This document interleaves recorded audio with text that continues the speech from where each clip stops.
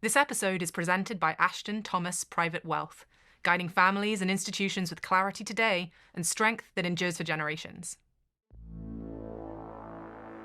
There's all this new exciting technology coming out. So I think what we do for patients 5 years from now will likely be different than it is today, because we'll continue to gain insights and understandings of how to bring new technologies into the clinics, which are impacting not only longevity of patients, but their quality of lives. Aging is evolving. No longer are we subject to forces beyond our understanding and control. We have charted the landscape and explored the frontiers of aging. What was science fiction is close to becoming reality, restoring sight, repairing tissues, reviving cells, organs, and maybe even our minds. I'm Eric Verdin, CEO of the Buck Institute. And I'm Brianna Stubbs, a scientist here at the Buck. On this podcast, we dive deep into geroscience, studying the intersection of aging and disease with some of the brightest scientific stars on the planet. Join us because we're not getting any younger, yet.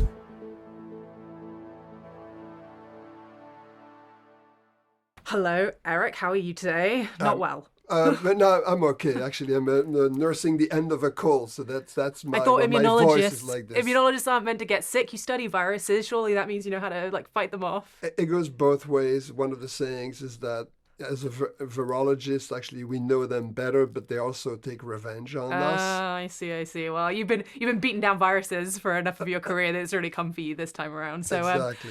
I had a really interesting podcast conversation recently with Brad Younggren, who's he's leading one of the companies pioneering total plasma exchange, TPE. I believe you wrote a paper with him recently. I mean, full disclosure, I'm a little conflicted here in a way that I'm a founder on that company. Okay. So, but the reason I became a founder is that I really believed in the biology, and so we've been working with them together, doing the first clinical trial of therapeutic plasma exchange, and so this is all the work that's based on the idea that there are good factors present in young blood and bad factors present in old blood. And that therapeutic plasma exchange is a way to remove all these age-associated factors and hopefully lead to a rejuvenation. And this is actually what we saw in 2 or 3 treatments in humans. Yeah. We saw some signature of some partial rejuvenation. Yeah, I learned a lot talking with Brad. It was interesting because he comes from a medical background but hadn't had a long career in the aging and longevity space. I think he was in the military originally and had this very matter-of-fact, science-driven approach that I connected with a lot as a scientist, and was impressed to learn more about the company, how rigorously they're looking at both getting the treatment to people now, but also building the science around it as well. So hopefully the listeners will also enjoy learning more about Brad and TPE as an intervention for aging.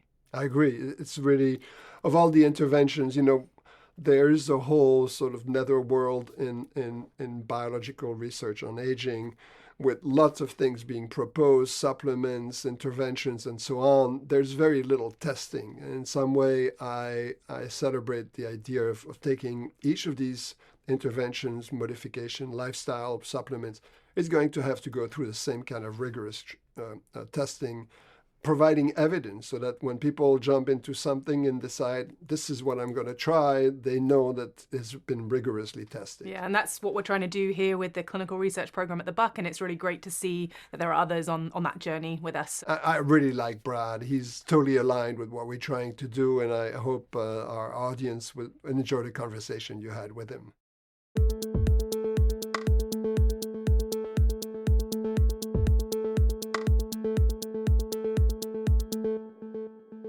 Thank you so much for taking time to chat today. Why not, at the very, very top of our conversation, talk readers through TPE, what that stands for, and why you're interested in it over at Circulate. Yeah, TPE stands for therapeutic plasma exchange. To put it simply, what we're doing through this procedure is to take out a percentage of someone's plasma. Now, we use essentially a machine, which is a fancy centrifuge with a computer, to put it sort of bluntly, but then that allows us to separate the blood into its main components. And the plasma exchange comes from the fact that we're taking out plasma and replacing it with a substance. That could be, generally speaking, normal saline or a substance called albumin, we tend to use albumin in our procedures. And so that is the fundamental procedure that we did the human trial on, which is now referred to as the Circulate trial, and is really the foundation for the business initially. Can you just explain the difference between dialysis and TPE? Because, you're hooked up to a machine, stuff's going out, stuff's coming back in, just so we're all level set on the differences between that procedure, which people might be a bit more familiar with. Dialysis is a fundamentally different machine. It uses absorption, and obviously you're trying to take out certain substances which are built up in the body that for patients that can't use the kidney to, as a standard filtration system. So fundamentally a different process. Plasma exchange, or more broadly plasmapheresis, has a number of different kinds of procedures. We use therapeutic plasma exchange, which is essentially removing the plasma from the body. So if I come into a clinic where I'm going to be going and getting TPE, talk me through what my experience as a patient is going to be like. I'm imagining I'm getting a big needle in one arm, both arms, and then my blood comes, my whole blood comes out. Something's happening in a machine, and then something's coming back. So what and how long does it take? What are the sort of things that people would experience as they go through TPE? Yeah, we're trying to create a very positive, calm experience for patients as we learn how to really build a broad-based outpatient system. And so obviously there's a bunch of things that happen before the patient shows up that day: pre-screening, medical history, labs, things to ensure that the patient can safely undergo the procedure. But that aside, when the patient shows up and all of that work has already been done to ensure the safety of the patient, they're going to come and sit usually in a chair, and they get typically 2 IVs. The reason 2 IVs typically will allow the procedure to occur faster because the blood is coming out of one arm and then returning in the other arm. So you can actually do the procedure with just one point of venous access, but it just takes longer, as you can imagine, because you're effluxing and then returning the blood through the same line. So to complete the holistic procedure typically is going to extend the time it takes to complete the procedure.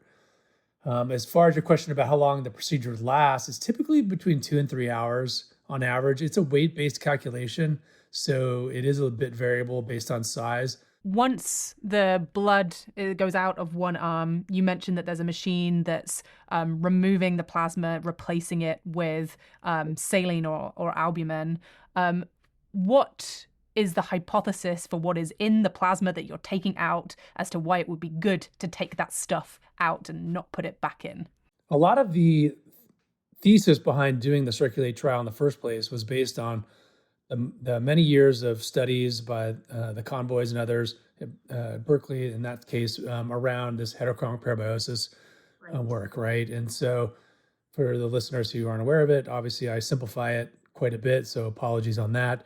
But just for the perspective of getting through a very complex set of science in a short period of time, hooking up the circulatory systems of genetically similar rats, one being old, one being young, and seeing sort of evidence of cellular rejuvenation in the old rat, and similarly seeing evidence of aging in the younger rat through that sort of mixing of the blood. Earlier in the season, we actually interviewed Tony Wiscore, who was involved with pioneering that work. So hopefully our listeners will have a bit of a primer and not be too immediately weirded out by the idea of these two little rodents sharing a circulation and wandering around attached to one another. But, actually good for one of them, less good for the other one of them.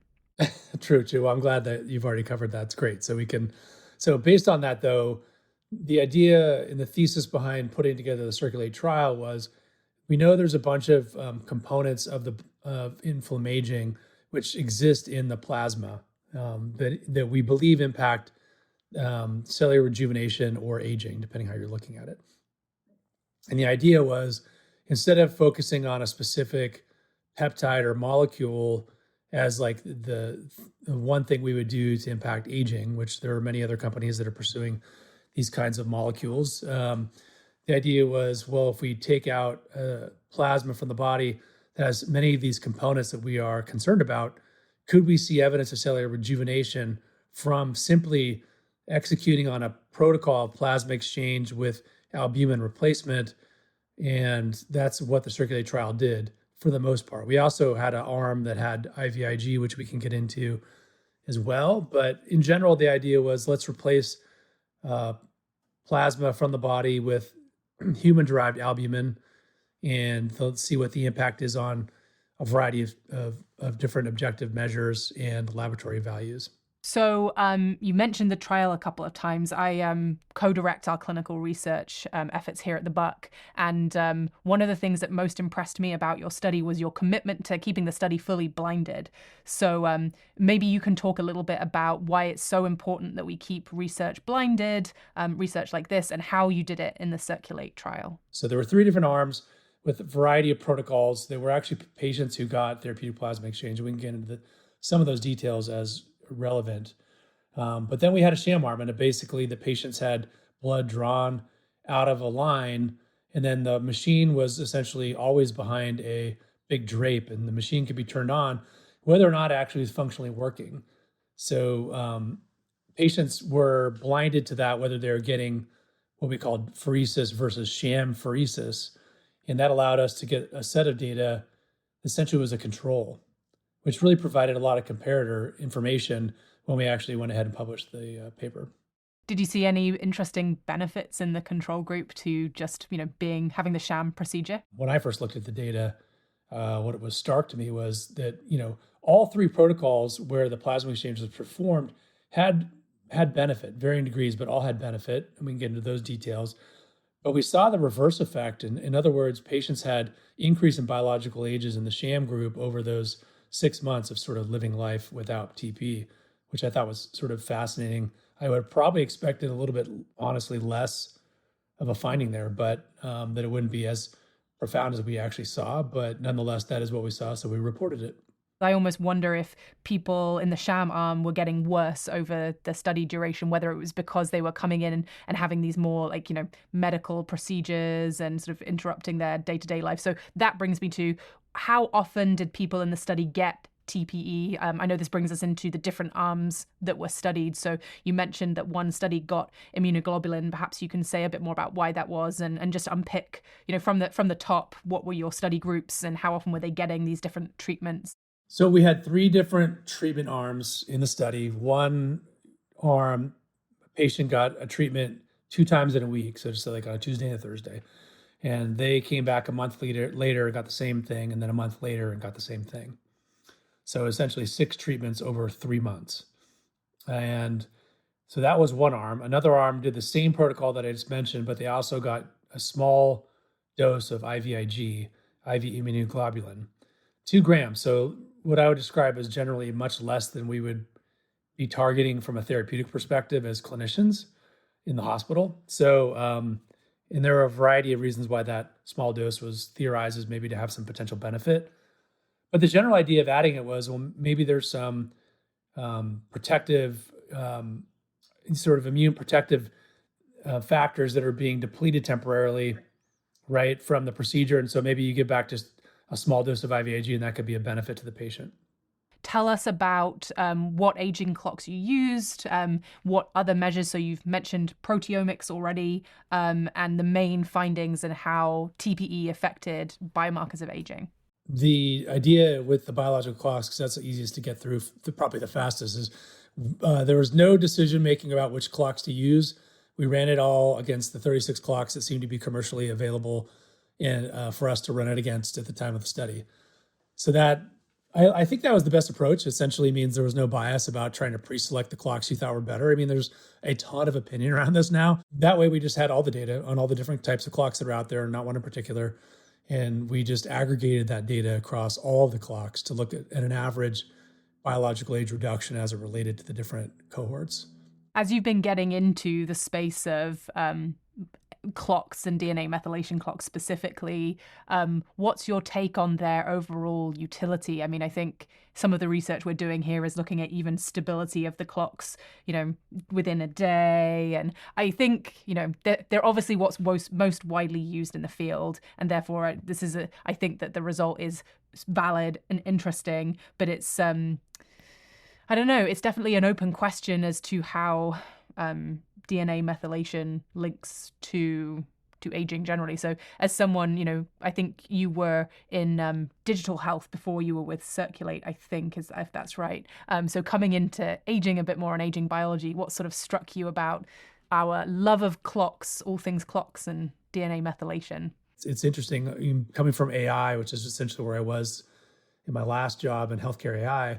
It's quite different in a lot of ways. My simple approach to clocks is really, it seems like some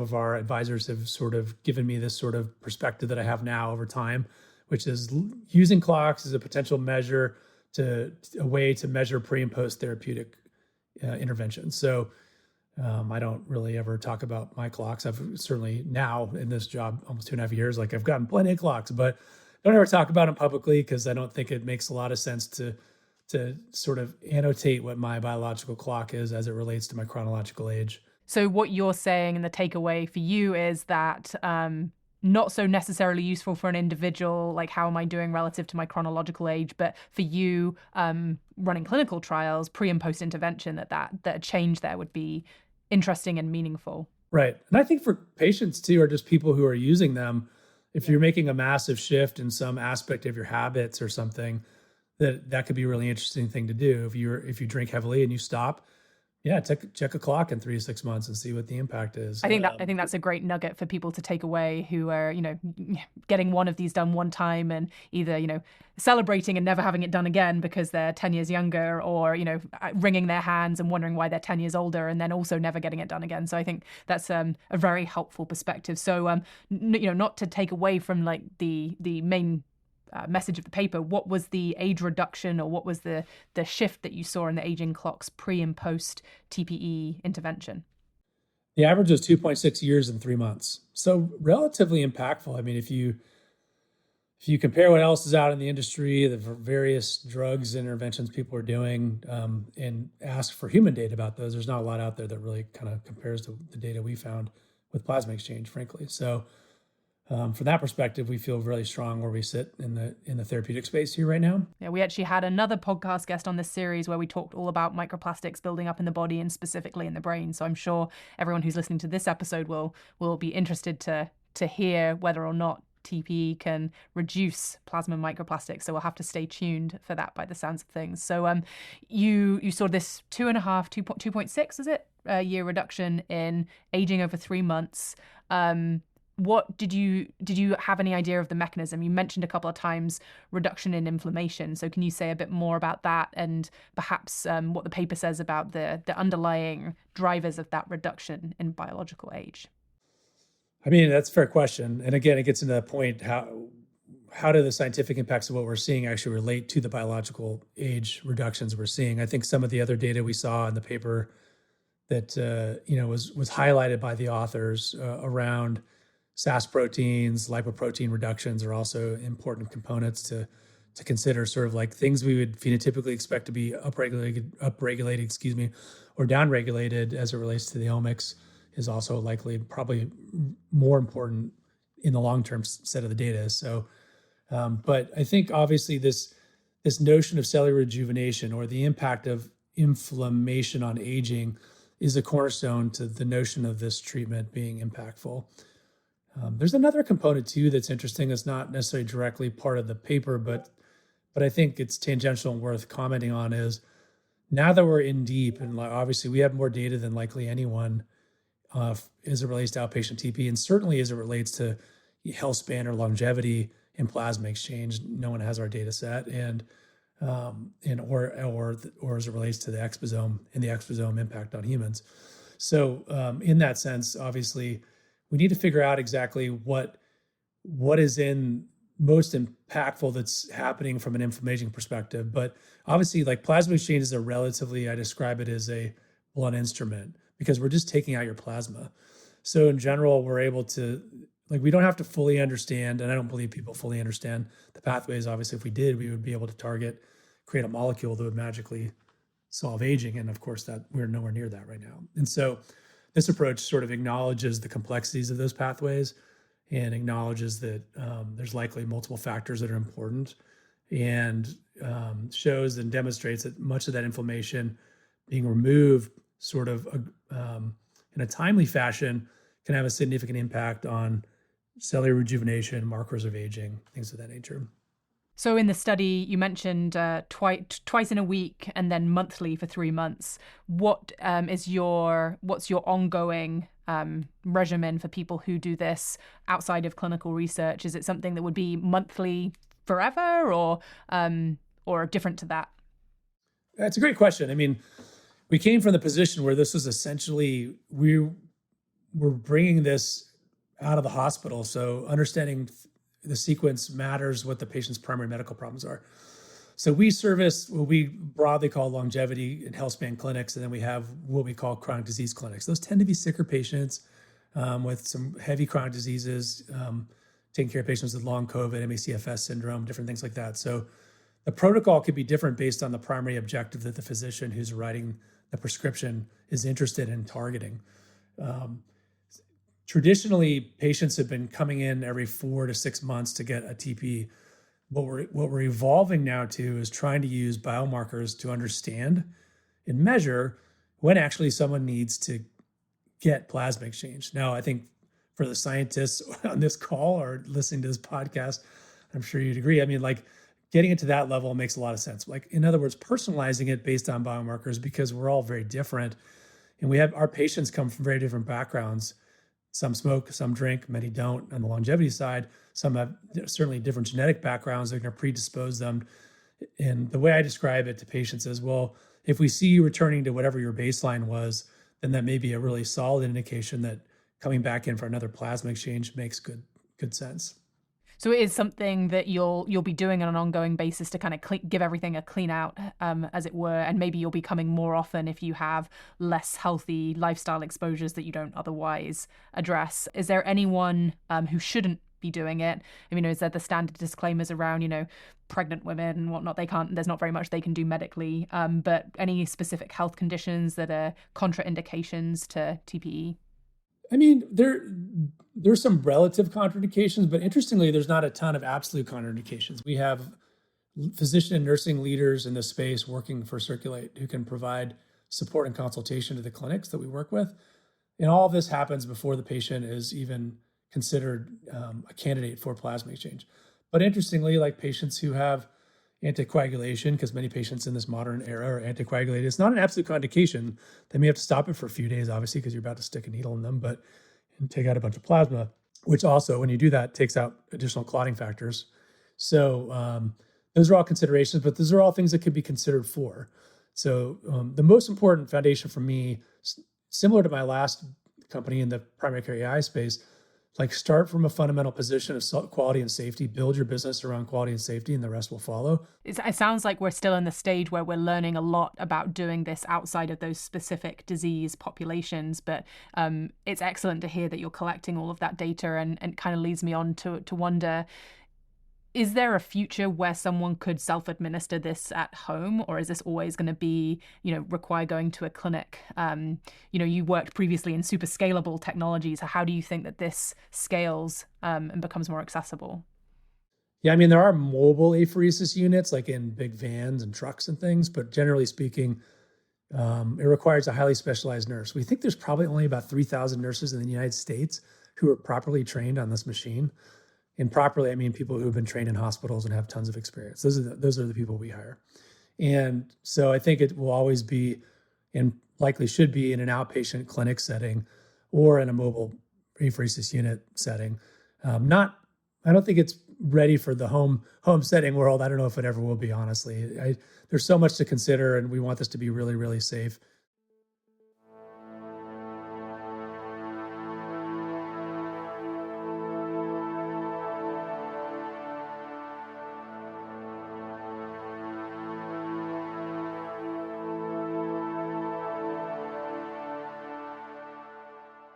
A lot of people who come to Circulate, they're interested in TP from a longevity perspective.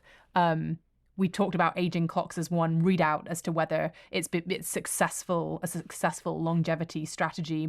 And you did also mention some of my favorite, tests like grip strength and up and go and things like that, because I think we're at an interesting point with the field where there's not a consensus around what is the surrogate biomarker that tells you you're going to live longer or healthier, that isn't just watching you for 20 or 30 years and see if you actually do live longer and healthier.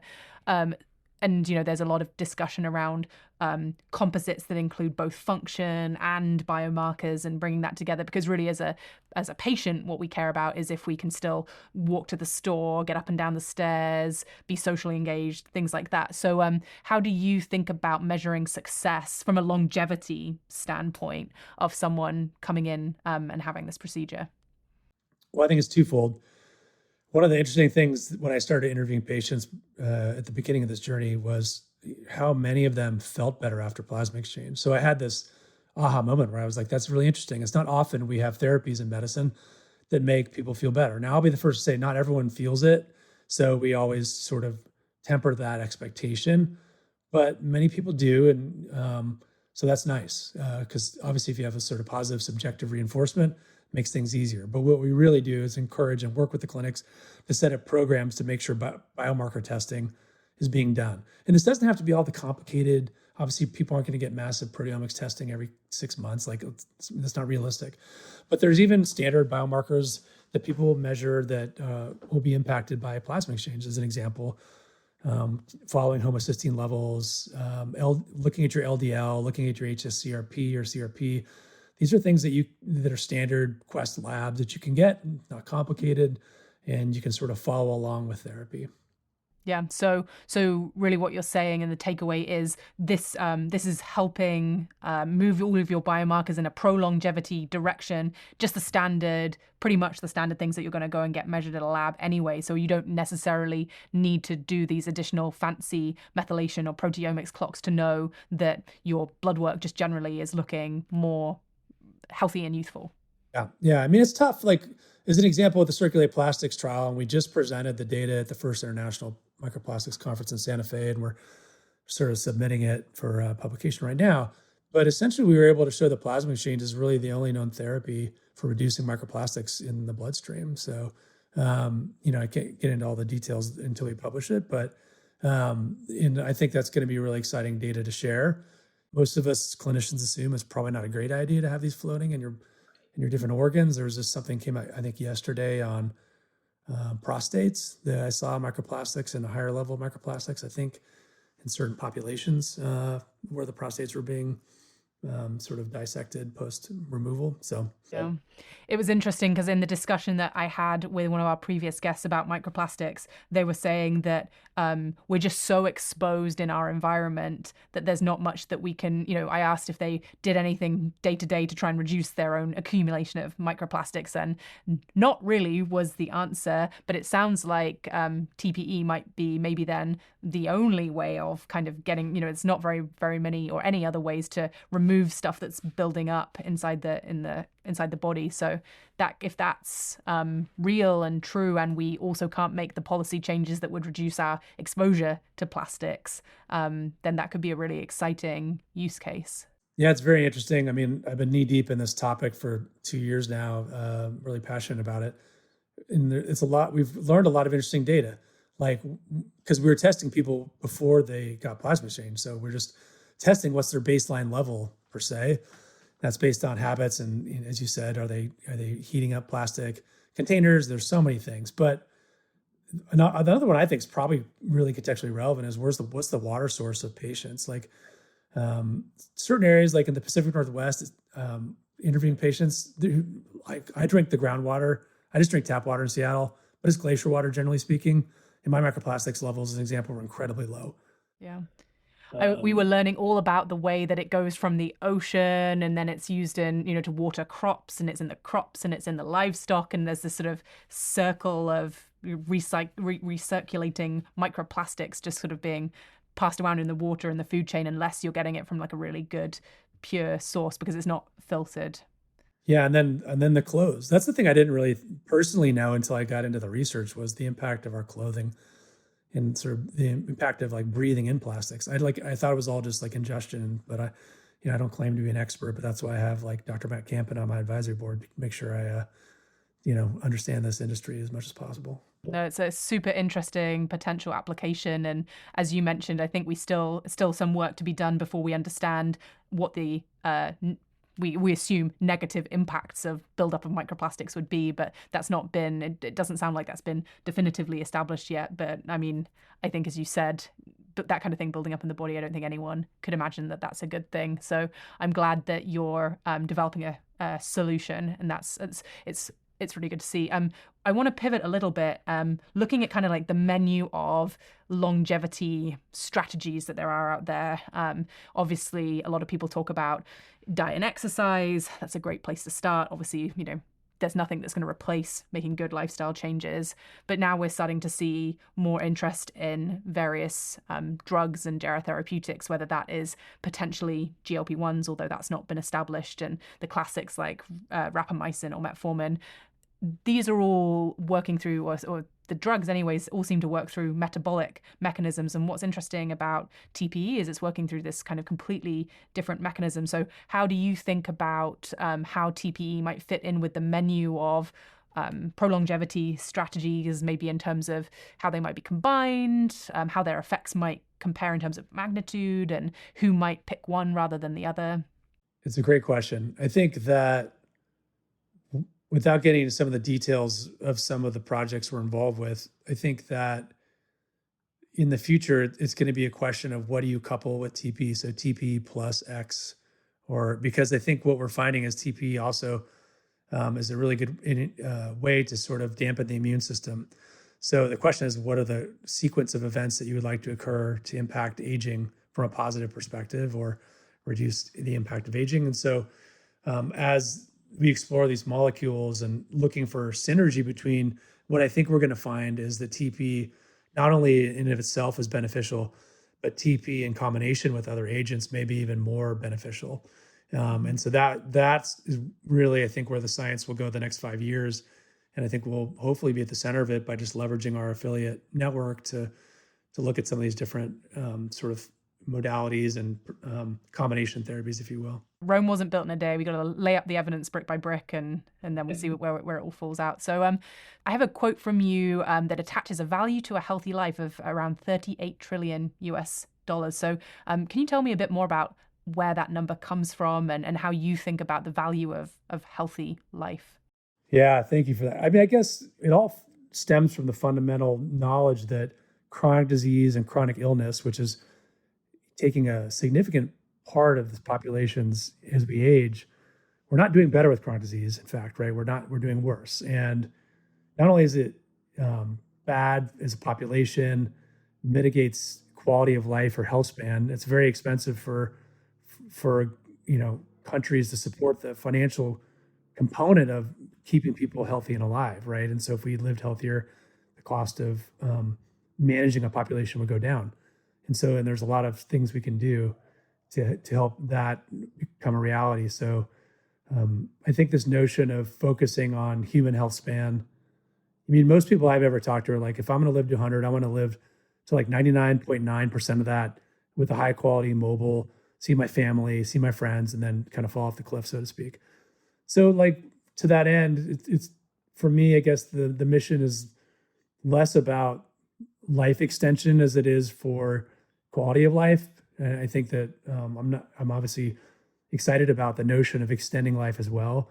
But I think the bigger problem being a physician, my background is emergency medicine by my remote background. It's like we are sort of we see the sickest of the sick and they're getting sicker. And it's like, how do we help let people have higher quality of lives and help manage chronic disease? And part of that is really just preventive care. The paradigm of care in the US is definitely sick care and not health care, and trying to bring things more in line with early identification, being proactive and personalized about health. I think that all of us, from our seat here in the longevity field, see that as probably the biggest lever that we can pull to extend not just lifespan, but most importantly, health span, those healthy years of life. And I think getting more people aware of that concept is a critical mission, and one that I'm glad that we're all participating in, all of us together.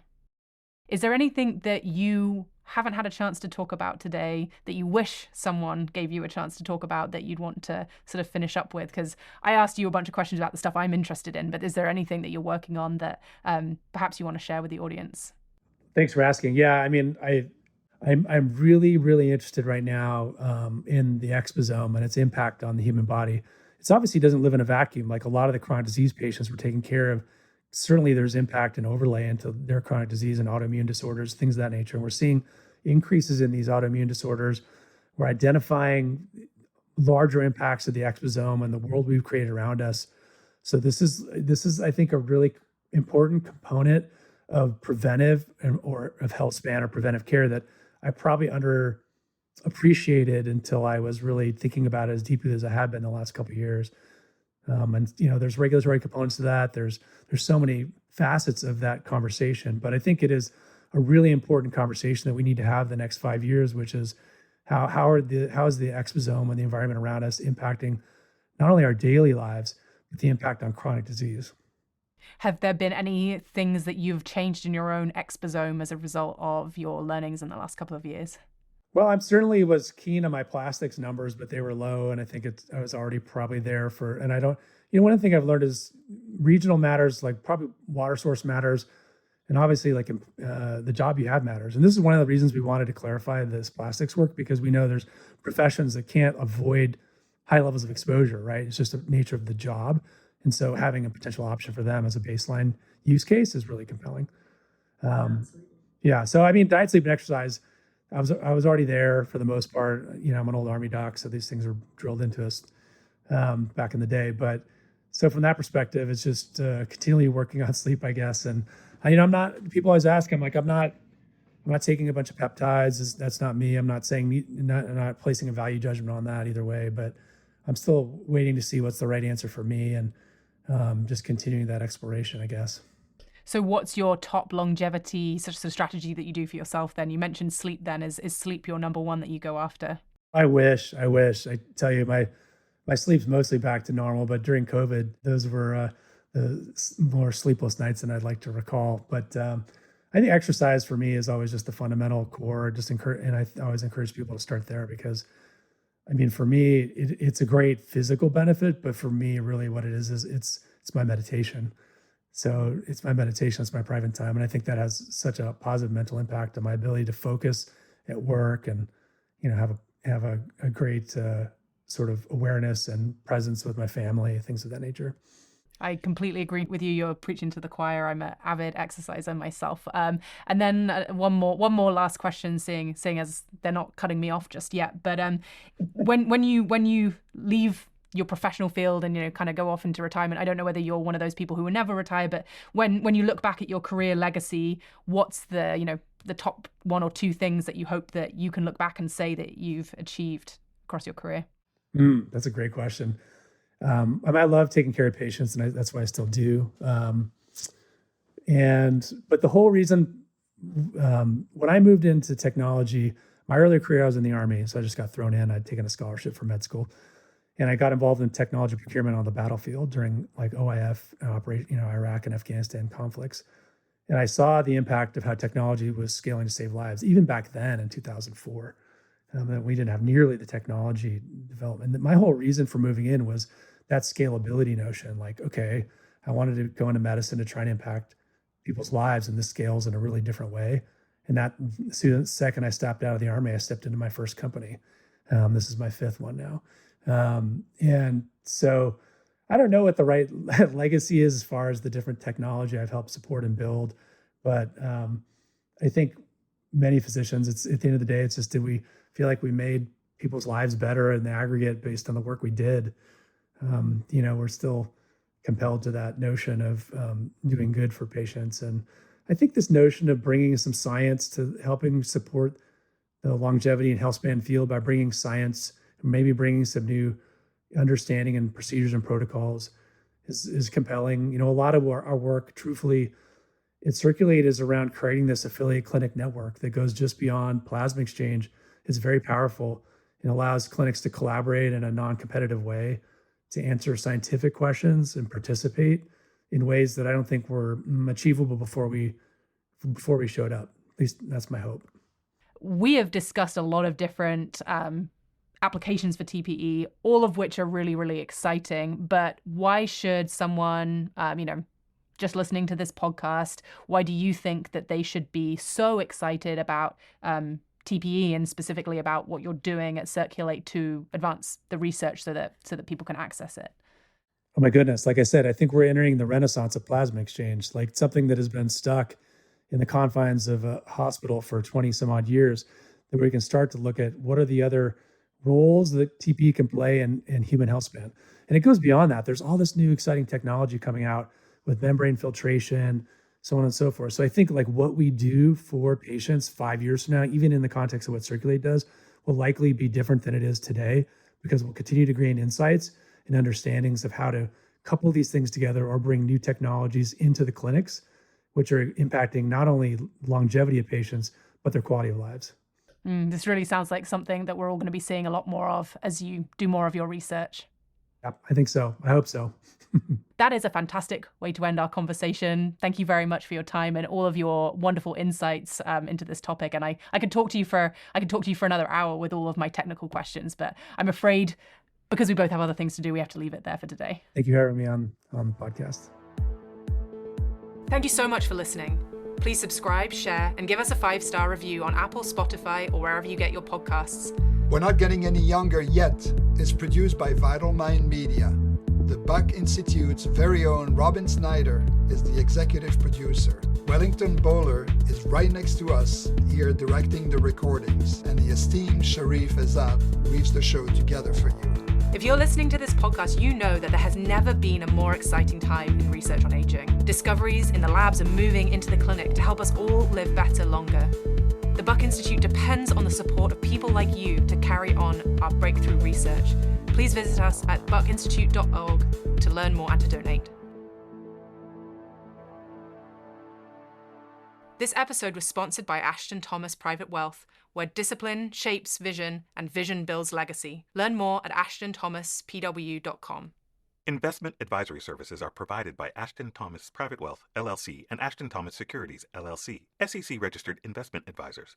Securities are offered through Ashton Thomas Securities, LLC, a registered broker-dealer and member of FINRA SIPC.